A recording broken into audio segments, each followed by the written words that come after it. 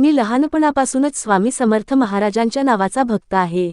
पण खरी अनुभूती मला काही वर्षांपूर्वी मिळाली. माझ्या घरची परिस्थिती अतिशय बिकट होती.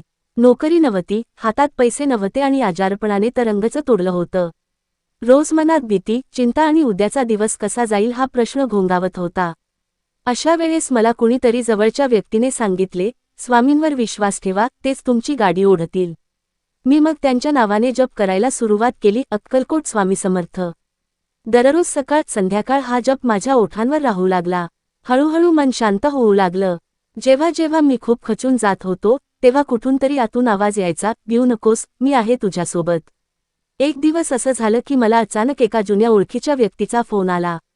त्यांनी मला एका ठिकाणी कामाची संधी दिली. मी काही विचार न करता ते काम स्वीकारलं. आश्चर्य म्हणजे हे काम अगदी माझ्या मनाप्रमाणे निघालं आणि माझं उत्पन्न हळूहळू वाढू लागलं.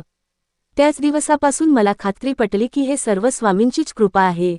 याच दरम्यान माझ्या आईची तब्येत खूप बिघडली. डॉक्टरांनी मोठं ऑपरेशन करावं लागेल असं सांगितलं. घरातले सगळे घाबरले, पण मी स्वामींच्या पादुकांवर डोकं ठेवलं आणि मनोमन प्रार्थना केली, स्वामी, माझ्या आईला वाचवा. ऑपरेशनच्या दिवशी मी संपूर्ण वेळ जप करत राहिलो. आणि आश्चर्य म्हणजे डॉक्टरांनी ऑपरेशन यशस्वी झाल्याचं सांगितलं. आई अगदी छान बरी झाली. या सगळ्या प्रसंगानंतर माझा स्वामींवरचा विश्वास आणखी दृढ झाला.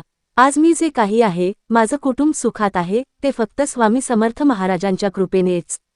त्यांनी मला दाखवलं की श्रद्धा, संयम आणि नामस्मरण यात प्रचंड शक्ती आहे.